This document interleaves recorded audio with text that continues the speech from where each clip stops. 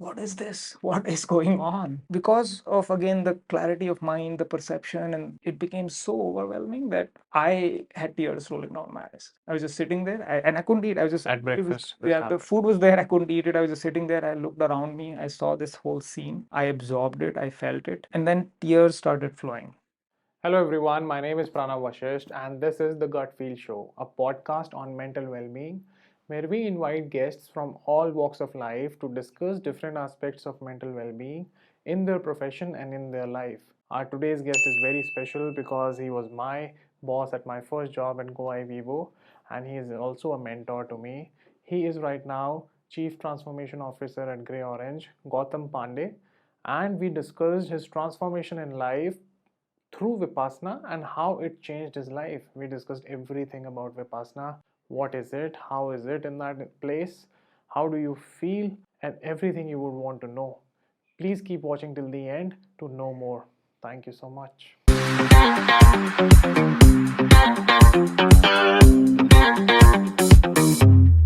Hello, Gautam. Welcome to the Gut Feel Show. How are you doing? I'm doing fantastic. Thank you for having me. Most welcome. And let's start with something that I'm very, very curious about. I got to know that you went for Vipassana. So let's start with what is Vipassana and how did you get into it and why? Wow, that's like a loaded question to begin with. But yeah, Vipassana itself is basically just a technique to meditate, to calm your mind, to focus your mind, whatever you call that. But it is a very, very ancient technique. आज की नहीं है, हजारों साल पुरानी, right? It's related to and it's often talked about in the context of Buddha, Gautam Buddha. Yes. Even Gautam Buddha says this, that he was not the first one to invent the technique. So the technique was there forever. He used the technique to convert from Siddhartha, the prince, into Gautam Buddha, the enlightened one, the Tathagat, and all of that, right? And what happened, and I'll try and let me know how deep you want to go. I'll first give you a very brief summary, but basically that's when this began to really, really change the world, whatever India was at that point of time, or people of this region were. And a lot of them were impacted with the meditation technique that became popular through Gautam Buddha and brought so much peace and joy and serenity for so many people. And then over the subsequent years and hundreds and thousands of years, a lot of different streams of Vipassana and the technique and the meditation sort of began to take root, and it also spread. It's fascinating to hear some of the stuff that Gautam Buddha himself wrote, right? And he speaks about this, and you can literally, this is all written history. So this is not fiction, right? It's not mythology. This is literally written history. He himself said that what will happen with all of this teachings that I'm giving or learnings that I've had and I'm sharing is that they will become hardened into customs and traditions, and this will really take the effectiveness of it away. So they will become like religious practices, and it will turn into a religion. It will turn into a religion, which it is not. And It is a practice. Yeah, it is a practice. It's a meditation practice. So anyway, so coming back just to frame the entire story. So that's what happened. It spread into different directions, and like the Buddha had predicted, it began to harden and began to take different forms and sizes and shapes, and began to lose its original flexibility and original efficiency, right, for what it was created and for what it was used by Gautam Buddha and so many others. And at that point, a few people who really followed the original practice, still very, very few of them remained. They were somewhere in Southeast Asia. वहाँ पे this gentleman called Satyanarayan Goenka, who is today basically, effectively, you can think of him as the founder of Vipassana as we know it today. Vipassana as we know it today are these as the process that is there right now. Yeah, and the setups, the ashrams that they have across the globe now. So all of that was set up by Satyanarayan Goenka. Satyanarayan Goenka picked it up from somewhere in Southeast Asia and said, "Oh, this strand of the original Vipassana is still intact and alive in its original form, the pure form that it was envisioned to be by the Buddha himself also. All others have hardened into religion or have become like burdened with custom and traditions and everything that comes with the religion, idol worship and all of that. But the essence is lost." And then he picked that up, and the the beautiful thing that he did when I went to Vipassana, and I realized this because I felt it upfront. So there's two parts of the experience, right? We can go into that a little bit. But then the way Satyanarayana Goenka, I think, picked up this pure strand of the original meditation technique and then converted it into a scalable model. It was also an element of entrepreneurship, right? Yeah, it works like an organization. Bilkul, completely right. And across the globe. Yeah. And I have friends now, colleagues, who've done Vipassana in, let's say, Atlanta, in the US, right? Many different cities in the US. Their experiences there and my experiences here in Gurgaon or close to Gurgaon were identical. So that's what it is. It's basically that same technique, but now Replicating it in different places for different people to approach it. Correct. Globally, and then also made it very relevant to the times in the sense, in terms of the timing, right? And they've very scientifically tested it and tried it and iterated with it. For example, should it be a 15-day thing? Should it be a 10-day thing? People don't have time to. They actually literally, Satyanarayana Goenka talks about it, that they actually wanted to shorten it further so that more and more people could come in, because even 10 days, that's what the smallest and the beginner course is very difficult for people to pull out. 10 days of basically nothingness, where you can't interact with anyone, 10 days at of work, anywhere, at family, and all of that, and leave everything behind. So they went all the way down to, he said, I think 7 days also. But then they realized 7 was too short, because when they experimented with 7, the benefits were not showing. So when the benefits were starting, it ended. So they extended it. So they had to go to a minimum of at least 10 days. But it has been done very scientifically. So this is not religion. It is a technique.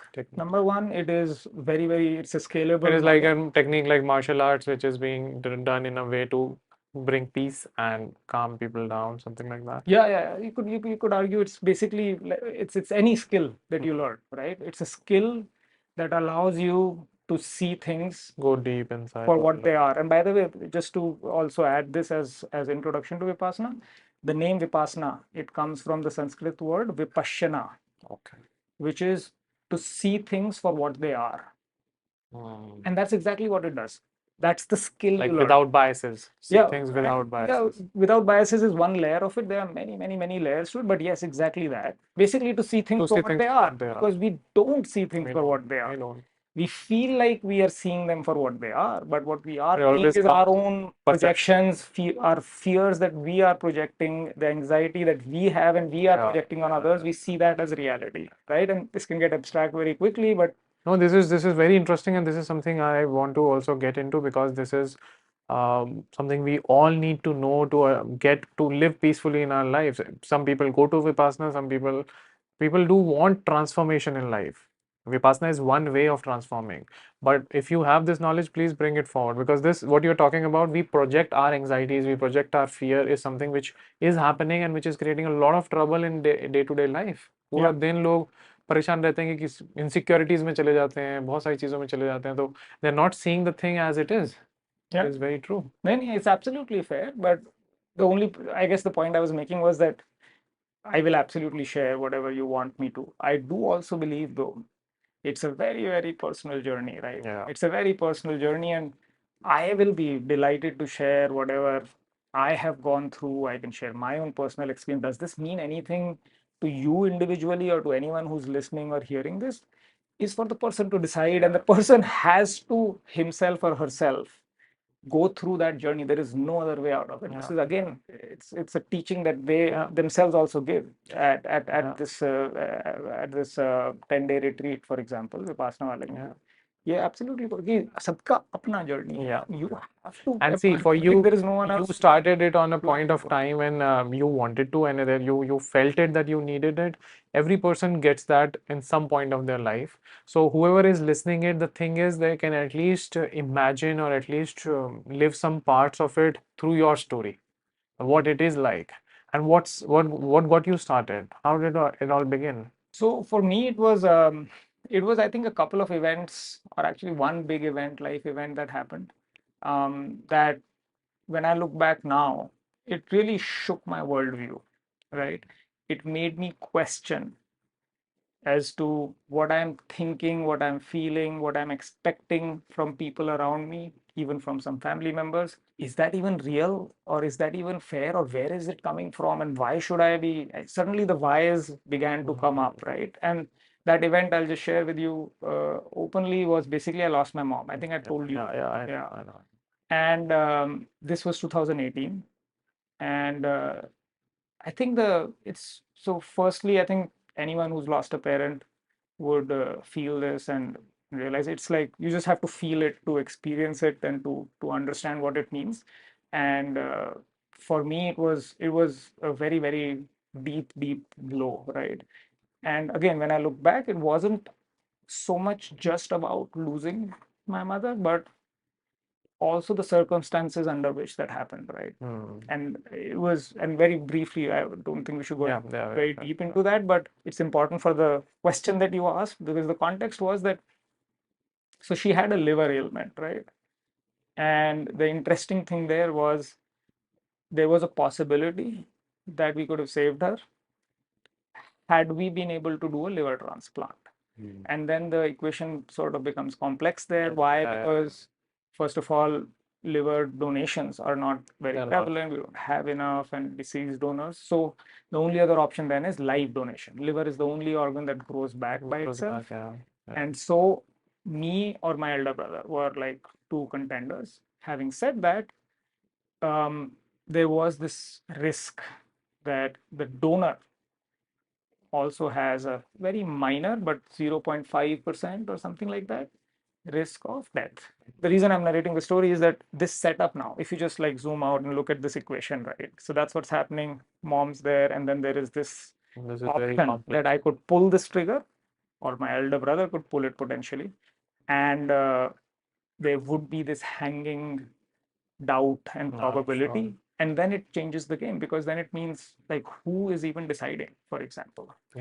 Because now suddenly the number of stakeholders involved in the decision making is like changed, right? And everyone's in it. So I have my wife, I have my kids, and like there's like 1,000 other things. And so, anyways, I will not go into that. But That's a very intense was situation. yeah, Very intense. that was very very. I just yeah. felt goosebumps listening to Yeah. that. And I, by the way, at that time, of course, I went extremely deep into it. I read about families that went through it, and families have had, of course, all kinds of experiences, and everything's available on the internet to read. And you read it and you say, oh, damn, this really could happen.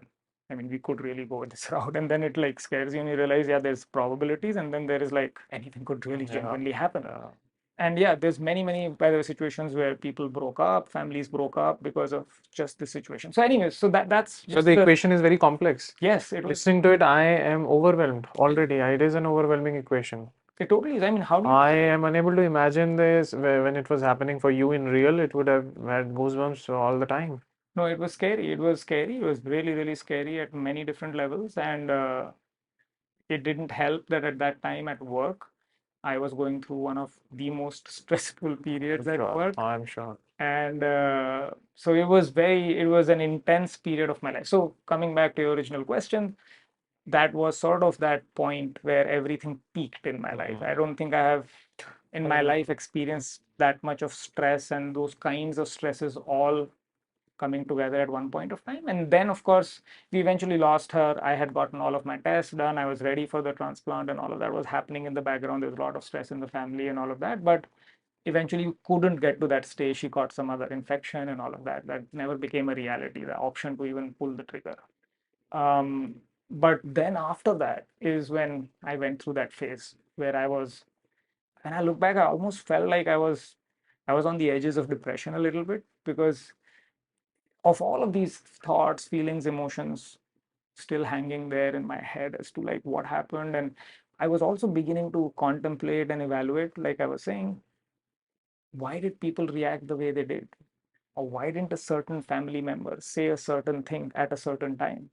I was really expecting them to do something else. And that's when I realized that where is this expectation coming from, right? And those sort of questions then began to come up. And I said, am I missing something, or is this like completely off? I mean, this should not have been happening the way it is, or people shouldn't have been doing the things they did or saying the things they say. And then I say, maybe it's not them, maybe it's me. right? When you started What looking is going inward. on? Yeah, what am I missing? Is sort of that's what I got into, those sort of debates with myself and contemplations. And that sort of triggered it. I didn't, of course, go immediately to Vipassana. I did start with um, a smaller dose of meditation, so to speak. Started with an app. I really, really like it, and we can talk about that a little bit. A guy called Sam Harris I'm a great fan of the guy. He's basically a scientist, neuroscientist, and all of that, and he's approached the subject of consciousness and this thing from an angle of But this science event got you triggered into thinking in about these inward things. and sort of becoming more aware and conscious about your thoughts originally rather than going out and figuring out in someone else or something else all the time. Yeah. So maybe this got you inward, and I can just imagine these questions must be haunting you for a very long time. That is where you started or got initiated maybe. Yeah. No, that's the initiating point of this journey within, that I call it. So I started asking these questions, like you said, about myself. That is it, what am I missing, or am I missing something, and why did this happen? Those sort of things began to come to mind. That's when I then started with these small doses of meditation and mindfulness, and then I started doing that, and I realized that it was beginning to give me peace. Because I was, like I said, I was on the edges of depression. In the sense, when I say depression, I don't know what depression is, to be really honest. I mean, we have different definitions, and You were and at sad, various you were scales. having sleepless nights, And maybe. it was difficult for me to talk and communicate. I was not able to express my feelings. And I remember, between me and my wife, and she also expressed that to me. She said I You just need started time to, closing down. yeah, I had to first, I think, now when I look back, um, I think I had to first resolve those emotions Yeah. before I could talk and Yeah, express. that turbulence inside Yes, you. so, and that resolution of those emotions is what led into this journey. So I then began, and I realized that this small dose of meditation, 5 minutes, 10 minutes a day, is You started doing it started. every day. Yeah, and again, the stress at work didn't go away; it only increased. So I had to somehow battle to find those 10 minutes a day of peace.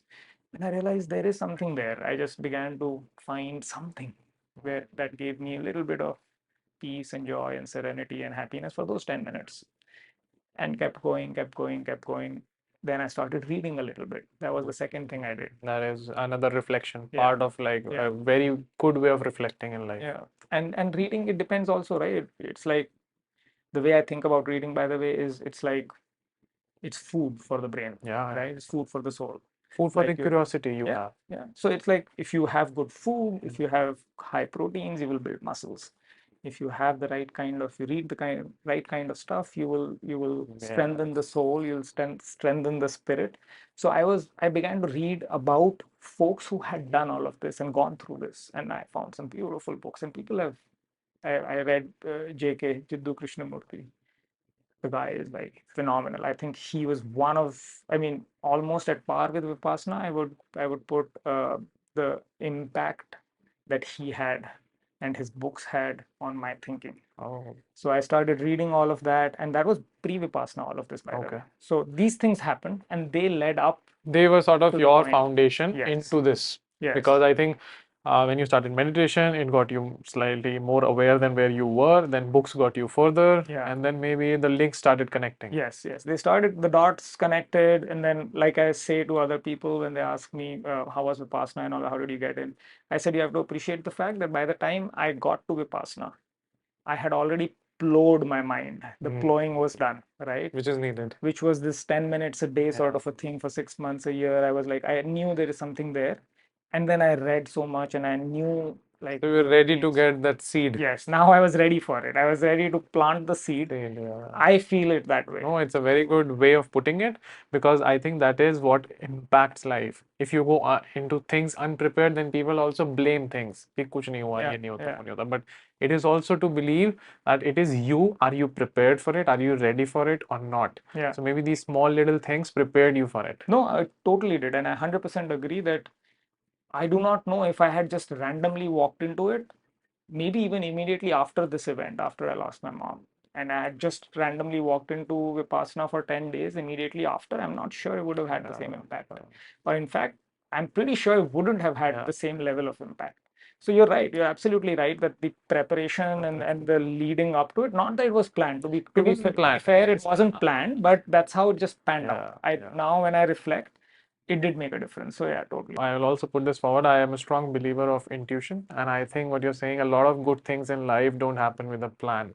A lot of good things happen with intuition. You led into meditation with your intuition that let's do it.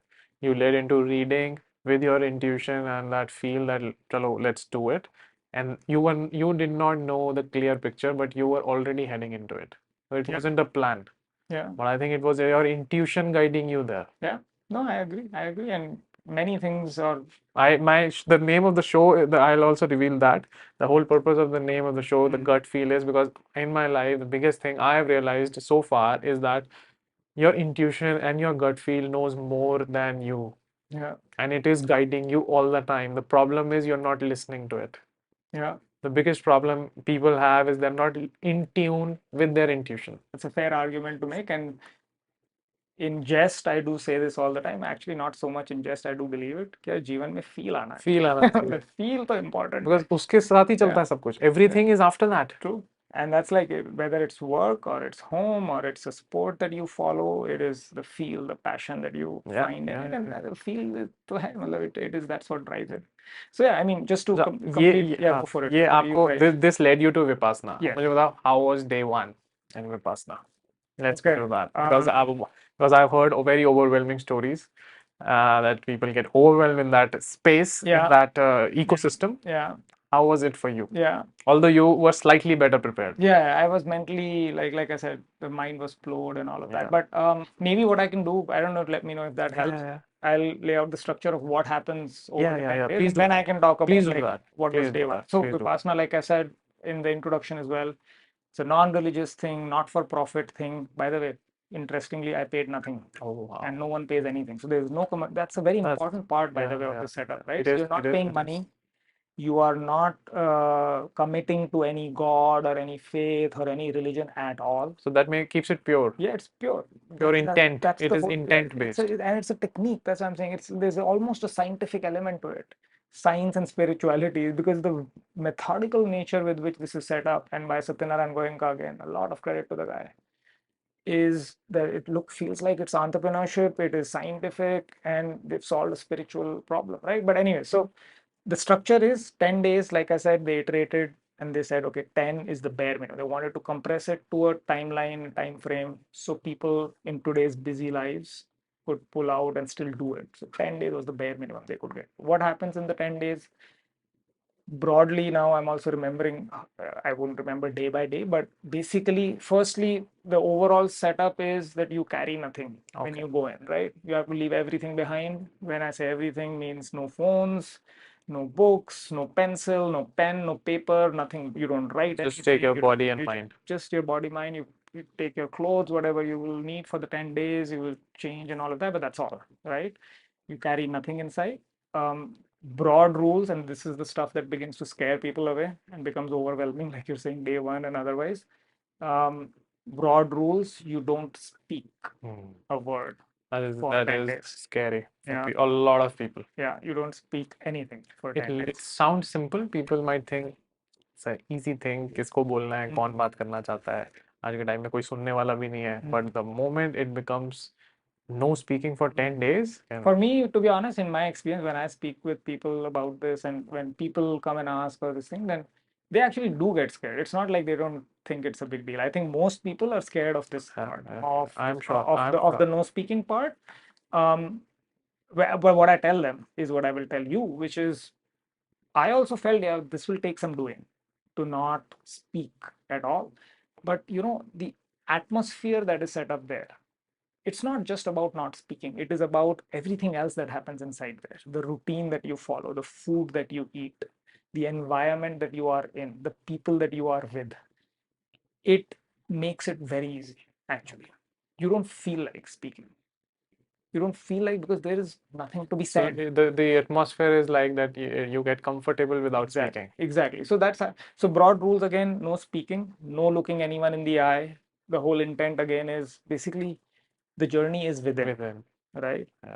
That's what it is all about. It's not about talking to others, interacting with others, understanding other people. It's about understanding yourself and your own journey. So it's like whatever, 20, 30, 50 people, each on their own journey, and everyone's being taught the technique. So that's a broad rules of how it works. And then there is a disciplined, this thing, daily routine, which starts at around 4 in the morning. You wake up at 4.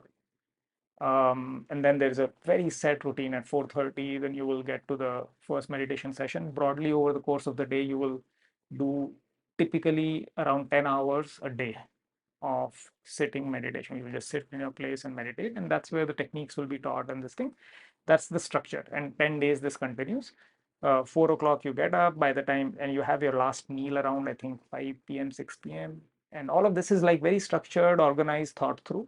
By 9 o'clock, lights off and all of that stuff. And this happens 10 days, right? And over the course of the 10 days, how the 10 days are now broken up is broadly, I think, first 3 to 4 days. I don't think the technique is even introduced before the fourth day. Okay. Vipassana, the technique of meditation, literally. The first few days is just, as I remember, it is basically just about training the mind to calm down, to be able to even focus on something, right? And so there is a technique again to that.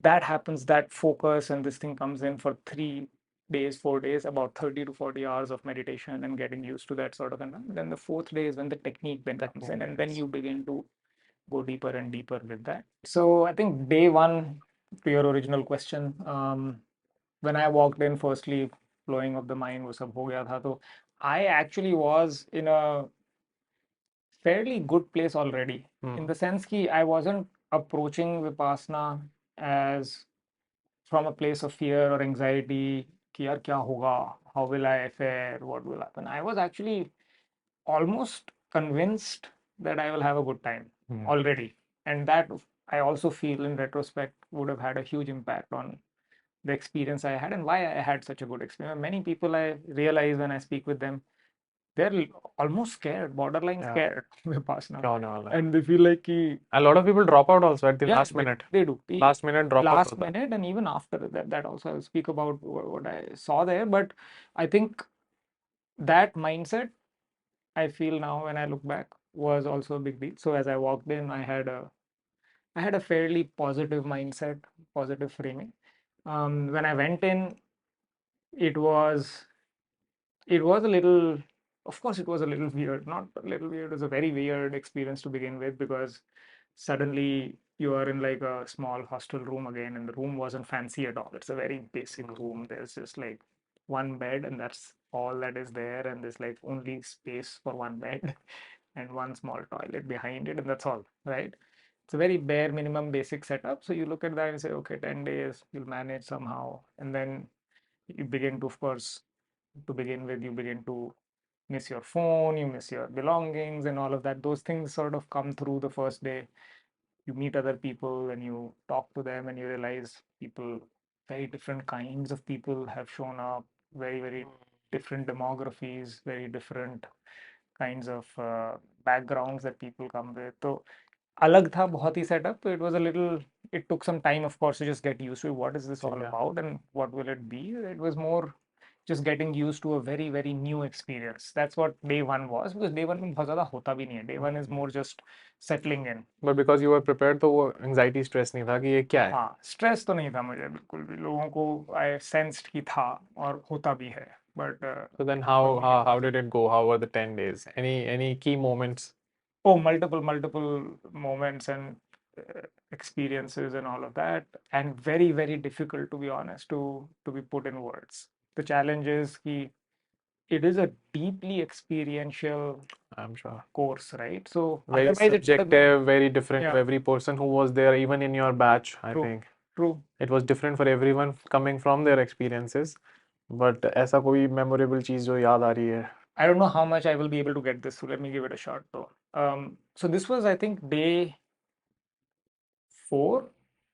This was before that Vipassana technique itself was just about being taught, just before that. So 3 days, 4 days of meditation had gone in, 30 to 40 hours of this thing, calmness and this thing. What happened in those 3 4 days and what led up to that experience that I will just speak about was basically the mind begins to become empty. So, and I think from what I understood now, I don't think anyone really knows how it is exactly designed and structured, but I feel like the first 3 4 days, the intent is exactly just that, is to empty the slate Yeah. and start fresh. So if you think about it, all of our minds are, they are like chat GPT algorithms, Noise. right? These are much algorithms that are noise. being fed all of this information and right.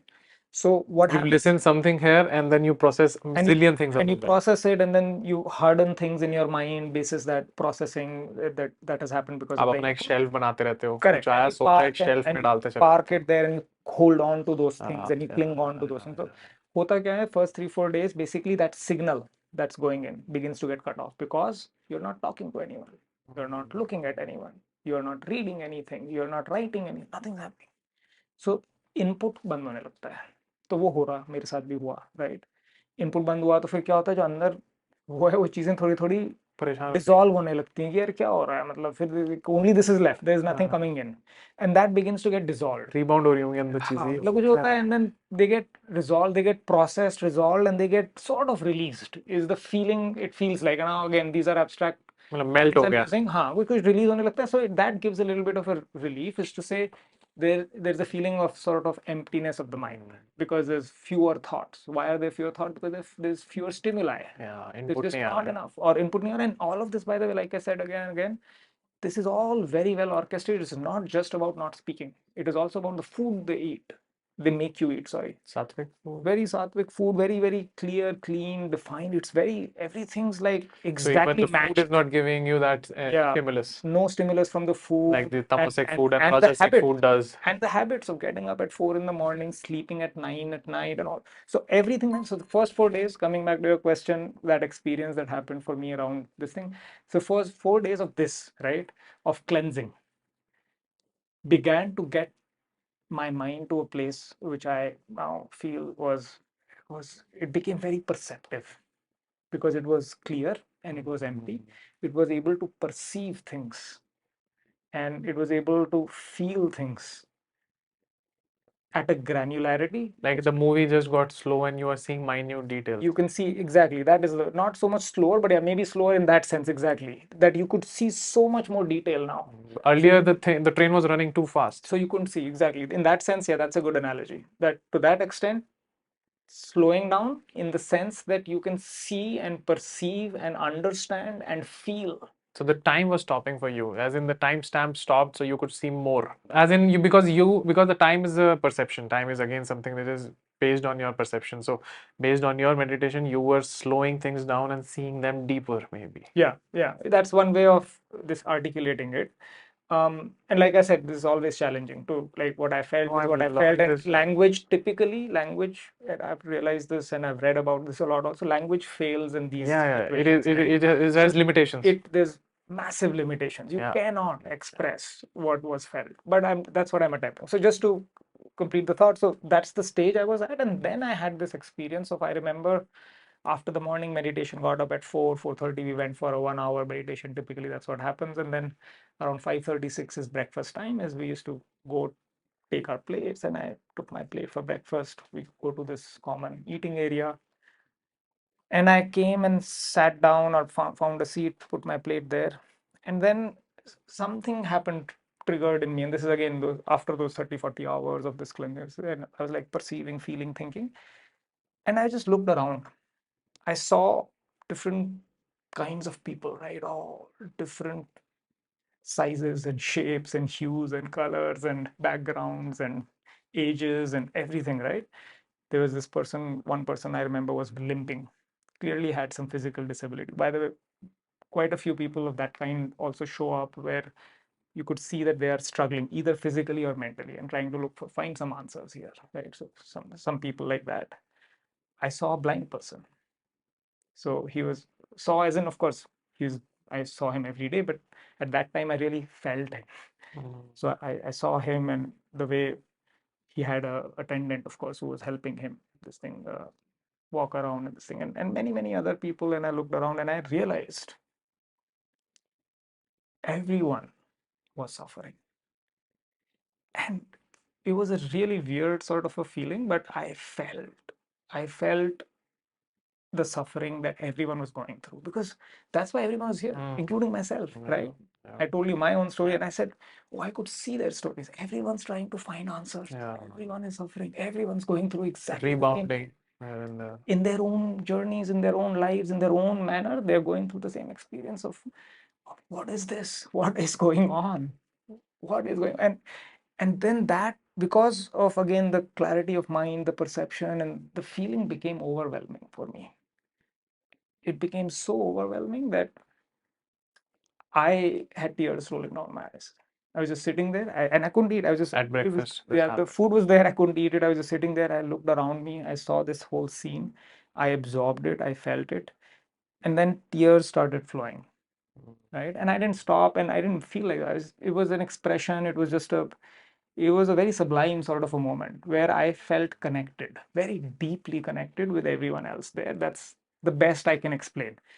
The fact is that basically there's tears rolling. That's the fact, and this is the feeling that I'm trying to express. But But I it mean, was in that moment. It was It was just, in that yeah, moment. and I just sat there and I let that happen, and I felt deeply Maybe the thing connected. you And were it was, holding up just broke down and flow in form of tears. yeah, and this again, so that's That's the a interpretation. perception. Now anyone can interpret it Interpret it. whatever way you want, Yeah. but for me it was just like I said, it felt like a moment where I connected with everyone, and it felt, if I were to give it a name, a label of a feeling, it would, the best, the term that comes closest is probably compassion. Compassion.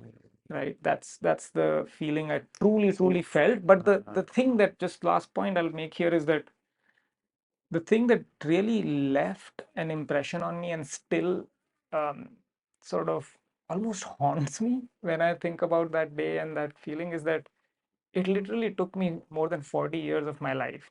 And that is like, And and that's what, compassion is really powerful, very powerful. All that Buddha talks about is compassion. yeah.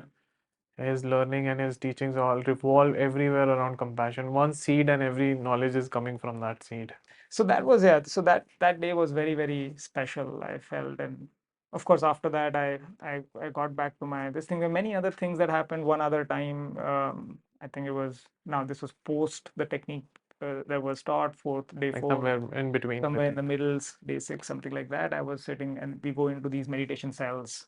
Okay. Over Is this the one person, one cell? one person per cell, so that's a very interesting experience. Also, this is more towards the end, once the Okay. technique's been taught and people are getting comfortable.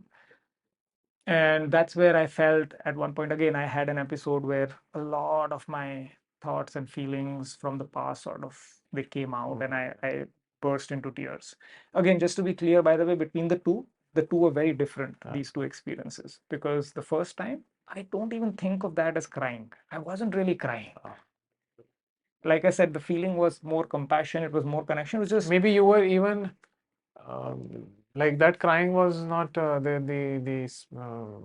I'm not able to express it, but I understand that that crying was something different. yeah. So in the sense that it wasn't, for example, it was not sadness. Sadness. It It was was not not sadness. It was not that I was Sometimes you hurt. cry and when you are also happy about Yes, things. it was, but it was, so at It that is, point, I was not happy. I yeah, was it not is, sad. it is I something. was not hurt, but it was just a way of expressing my connection and this thing. But the second episode, though, was where I feel all of that hurt came out, all of those feelings for, and that was my mother and the loss that I had suffered and all of that. And I think I was carrying all of that inside me. So that came out.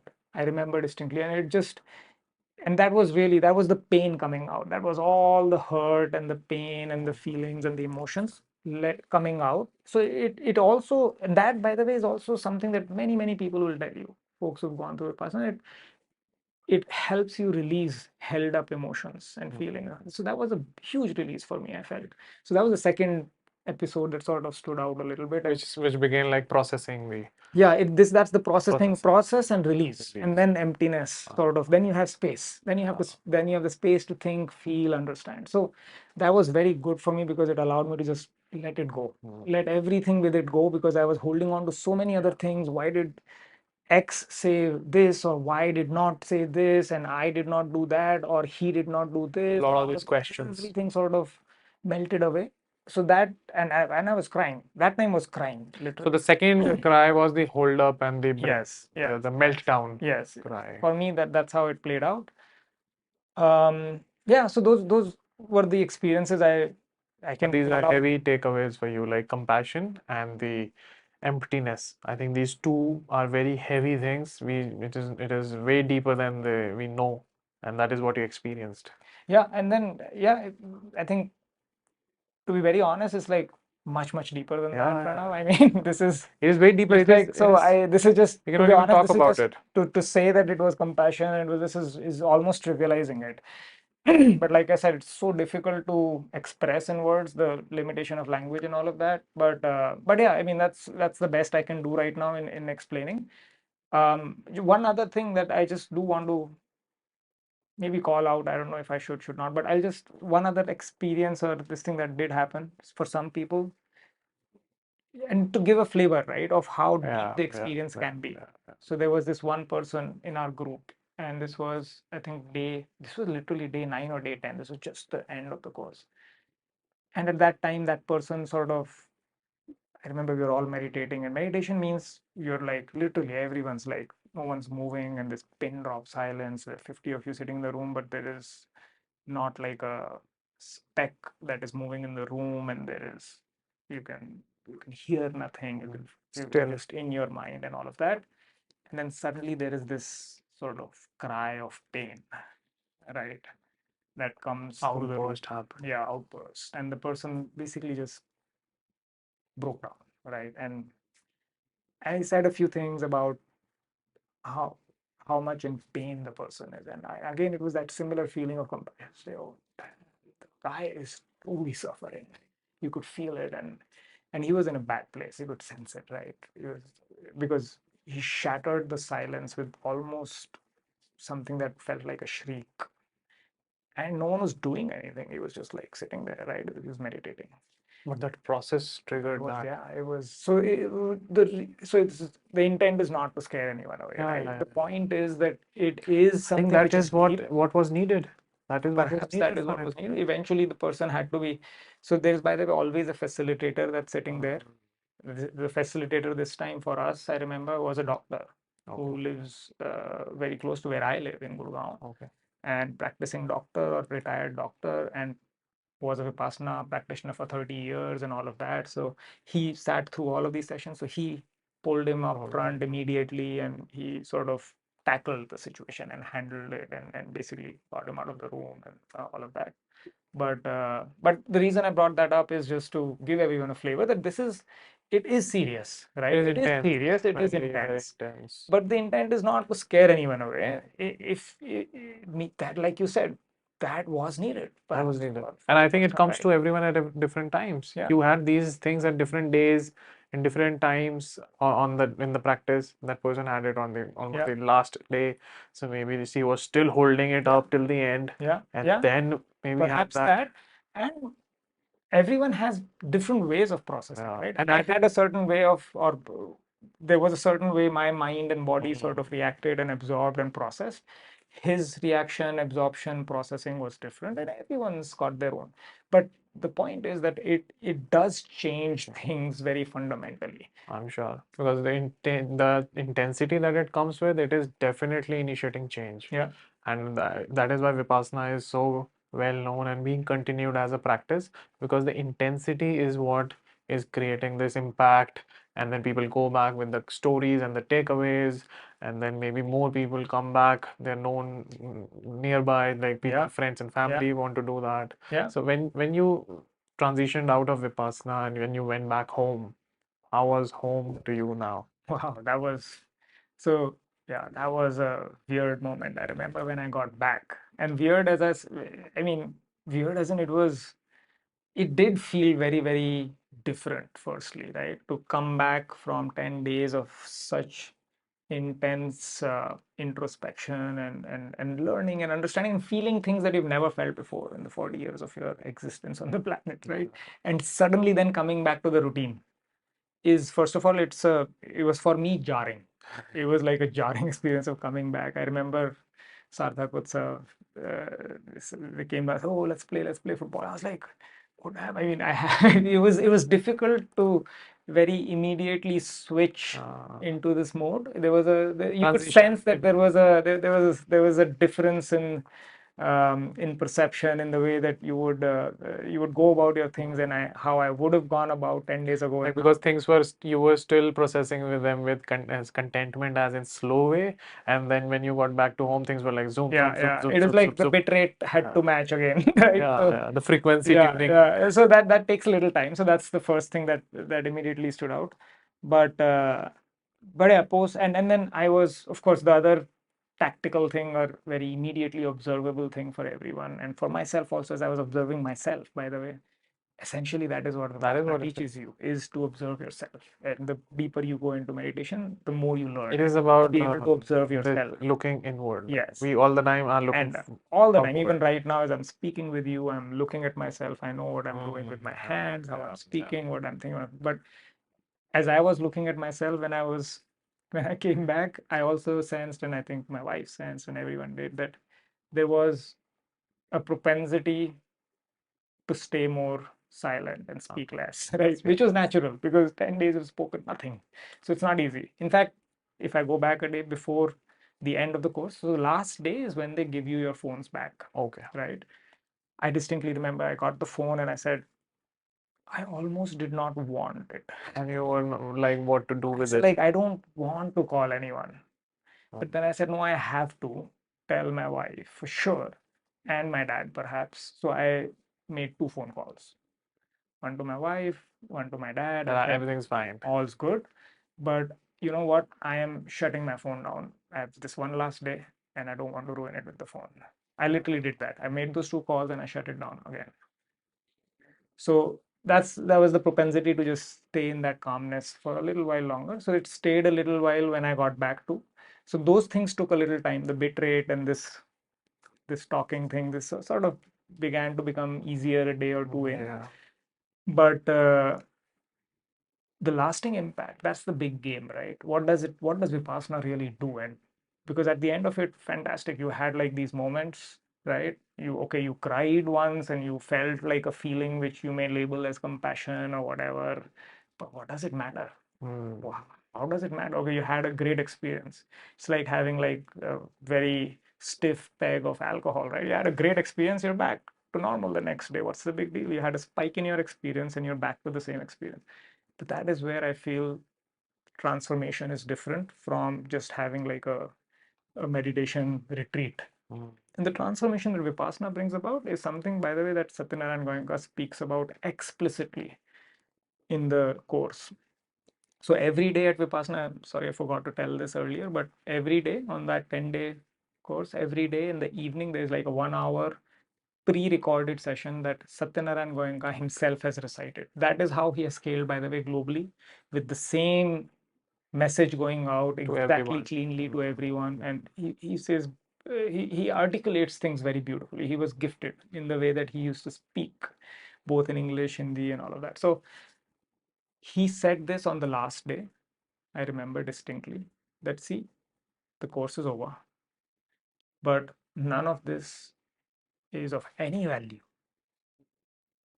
if the people you love the most, people you spend the most time with at home, at work, if they don't see a change in you, and if they do not, then you've not practiced enough, or you've not practiced right. Do more practice, get it right. That is the discipline of Vipassana. This is no religion, like I said. This is not a commercial thing. This is just, it's a technique. It's a If you muscle do that you it are right, training. it's a muscle you're training. If you do it right, if you train it well, you will build the muscle and you will get the change you need. And that's the challenge that they give every person who does the course at the end, that go back.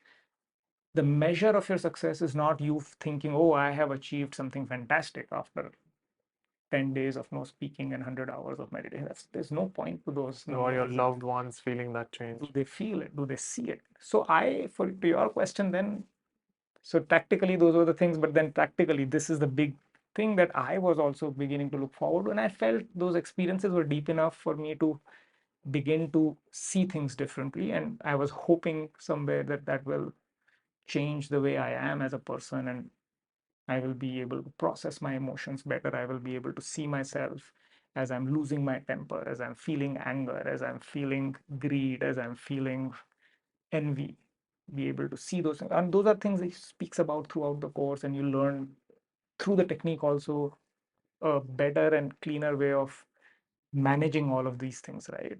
Um, so I applied that test literally, literally as in literally. So I told my wife, and I said, after a few months in, few weeks in, then a few months in, even today I speak to her about that a lot. It's like, do you feel there's any difference? Do you see anything different? Or because I did, like I said, I had all of these, and I did feel like I was thinking, feeling, sensing things differently, and I was feeling more at peace, feeling more calmed down, and I felt my behavior had changed. But then you can fool yourself very easily, right? Yeah. So I was asking her all the time, and she felt it too. Great. She totally endorsed it. She said, yeah. I mean, even today she says it, is that, for example, my mood swings, they went away totally. And I know it because I suffered with those for such a long time, but they've completely gone away because I've understood what causes it and what is a mood swing and how it is nothing but just a fiction of my own imagination, which is hurting me.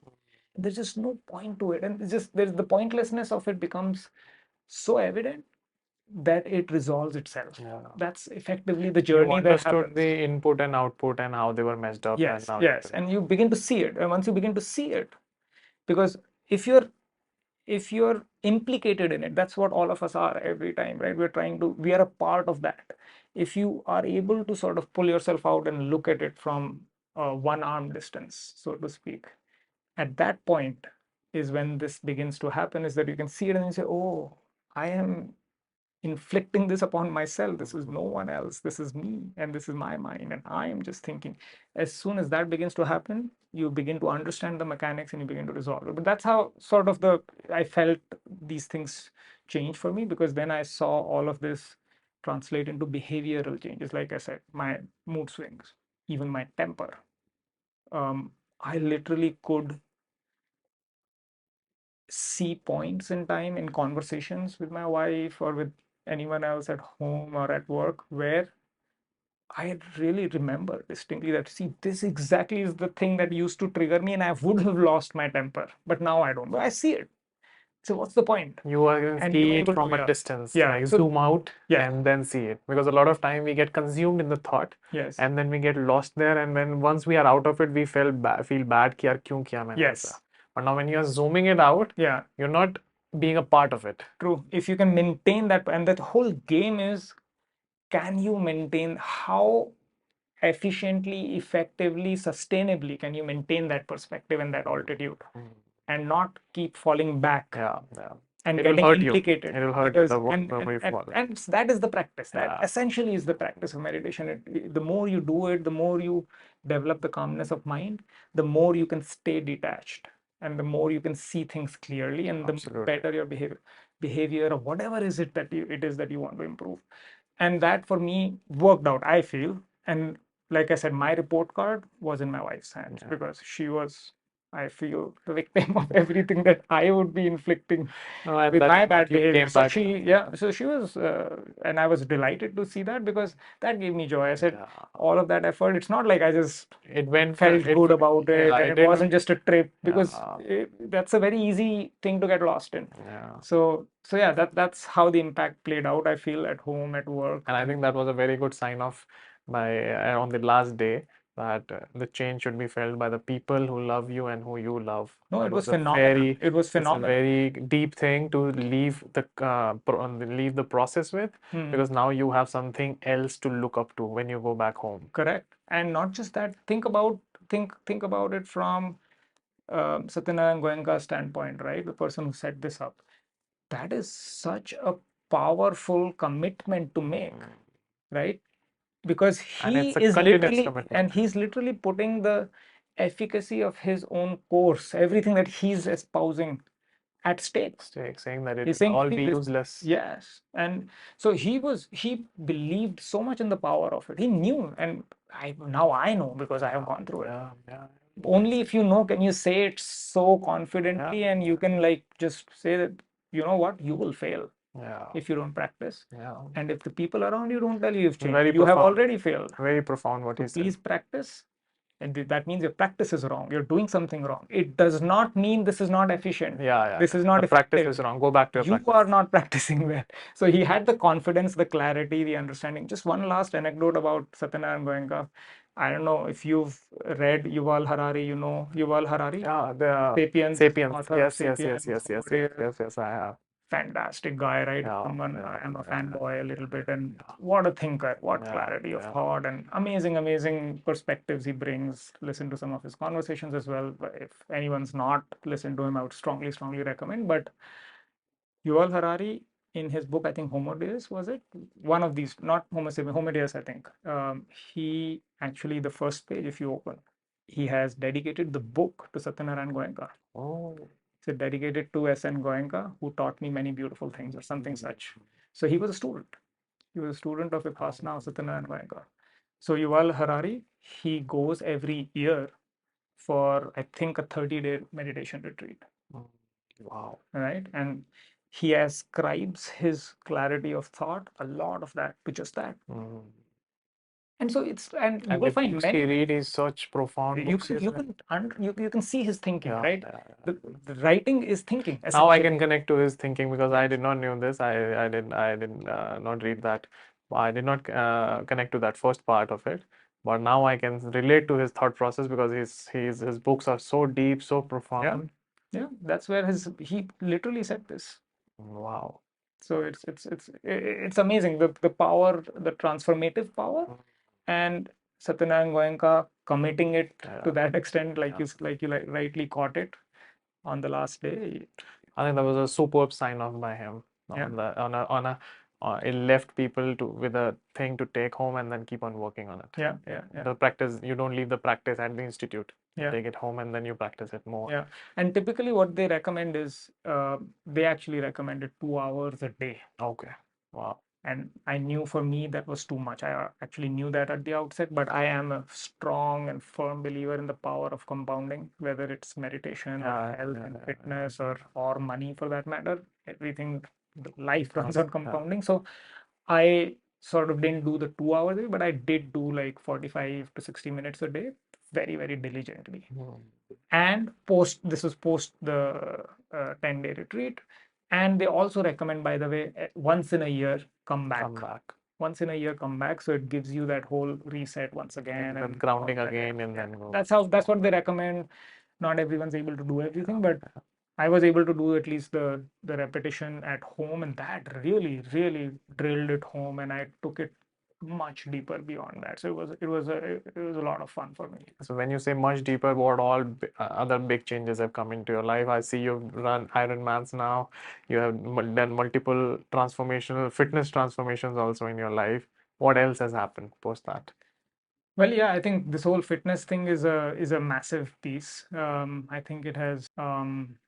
So I have, just to be clear, I've always been Yeah, I know. You've been a runner. fit, healthy person in general, above average for sure. I know when we were doing our startup, and I know you used to go for a run, and you were like, Yeah. "I'll come to office after my run." I was Yeah. like, "Okay, this guy is a serious runner," but now this has gone deeper and deeper. Yeah. So I can definitely connect this to your transformation from Vipassana. So can you tell more about it, and at what level are you right now, and where are you headed? Yeah, lots of questions there, but I do feel, first of all, I think you caught that connection. You got that connection right. I do feel and sense that there was a connection between my meditation and spiritual journey and the whole fitness journey as it began to peak. Like I said, I was always fit, Yeah. been running for like 20 years, 15, 20 years now, long distance running and all of that, but it totally went to a different level last 3 years, and not just running, even fitness, calisthenics, freehand, sort of free body exercises and all of that stuff. I just went Gaining into that that. mind control. And yes, that's what I feel. A lot of that for me has been the mind body connection is something I began to explore and I began to get deeply curious about. So, of course, Vipassana took me deep into the mind part of it. The sitting, by the way, this I didn't speak about enough and I've written about it a few times, is that the act of sitting still without moving is a phenomenally difficult thing to do. Absolutely. I'm like a marathon and now an ultra marathon runner and all of that, Yeah. and I can vouch for this, that there will be many, many, many ultra runners who will never be able to do this. Can you Is to sit still? sit still for 60 minutes. You cannot. It's Yeah, not easy. you know. And it becomes even tougher when you say it's not just the body, but the mind Mind. along with the body. Complete stillness. So that's what The the difficulty is Vipassana the thing mind. In sitting still, the difficulty is the is the mind. mind. Exactly. And that's so that exactly was the connection I began to explore, the mind body connection. And that took me, I felt, a little bit into trying these other kinds of things, right? I tried, for example, I remember on the fitness side, on the calisthenic side, I started with the handstand. It was just a very interesting journey for me. I said, let me figure this out. I've been a fit guy, and I let me see how tough can this be. And I realized, wow, it's like, and there's a balance element to it. There's a Yeah, fitness absolutely. element, and I realized there's also a mind element to it. It Absolutely. is a yoga Absolutely. asana It is. also, It right? is. It So is. Without it balance, you cannot do it. yeah. So there were many elements to it. I found that journey intriguing. Yeah. I thought, by the way, to be in full transparency, given that I had a fairly high level of fitness before even I got into this, I felt it'll be like what, a couple of weeks. Yeah. I'll nail it in a week or two. It took me 6 months. Oh. 6 months of daily practice to just get the handstand right. And that was fascinating, but I did get it right. And I learned, by the way, after that I researched on the internet, it's not an easy thing. Apparently people spend sometimes years as well, and some people never get it. It's not easy. It's not easy, It's not. right? And of course I also feel lucky that I have like done the good stuff in the past, so I had like a starting foundation for it. But yeah, so that was one journey. Similarly, I went into other bits on as I went into fitness. I realized a lot of this of stuff that I was thinking is not possible or is very, very difficult to do was basically just in my mind. Yeah. You could do it. And again, I began to read about folks who had broken those barriers in their minds. And I realized they're everyone's saying exactly the same thing. And these are folks who've done it. I mean, David Goggins. Yeah. I don't know if you know the guy, you should read um, the book I he's will. written. I'm forgetting the name. It will blow you away. If you're a person who's into fitness or mind body thing and you want to push and see the limits and test the limits of your body, David Goggins is like the ultimate. And so you read all of that and you say, you know what? I don't even know what all I can do. So And you why am started I getting into those territories where these uncertainties were not stopping you. You started taking those challenges positively. And correct me if I'm wrong. I feel earlier when you were running, it was a run, but now when you run, it is sort of a meditation for you. I feel so. Maybe because you are doing a technical meditation for 45 to 60 minutes, like you said. But all this while you are achieving these things, you definitely need that mindset to achieve them, which is also meditation in a way. Yeah, they were very similar. So it's interesting you bring this up. I again wrote, and one of the pieces I wrote on LinkedIn was exactly this, is that I feel like the long distance, because like I said, so fitness was one journey. I did this handstand. I did the human flag, by the Oh, way, wow. which was like you hold these two bars and your body is parallel to the ground, which was phenomenal. For me also, I never knew I could do it. I was just like, it would just happen sort of thing, right? And I was, of course, dedicated, practicing every day and getting better. But similar journey on the running side, to your point, running I took deeper and I went longer and longer, and I said, let me see how far can this go, was sort of the curiosity with which I attempted. And I realized long runs at their very end began to get me to very similar places. And this is what I wrote about on one of the pieces I Oh, is there very similar places as you go to when you sit for 60 minutes without moving anything, which is also a skill I did. By the way, during the 10-day period at Vipassana, towards the end, they make you do this. Last 3 days, they call it Adhishtang, if I remember it right, which is 60 minutes and you will not move at all. Typically, they allow you to sort of change your asana a little bit because the people are blood new, flow. Yeah, but yeah. towards the end of that course, they try and get you that practice. But no one is, very few people, unless you've done the course before, are able to. I couldn't do it. I had to at least move twice or thrice in that 60 minute. But over the practice that I did post that, I began to do it. I began to just sit absolutely motionless completely for 60 Wow. minutes with nothing moving in the body at all.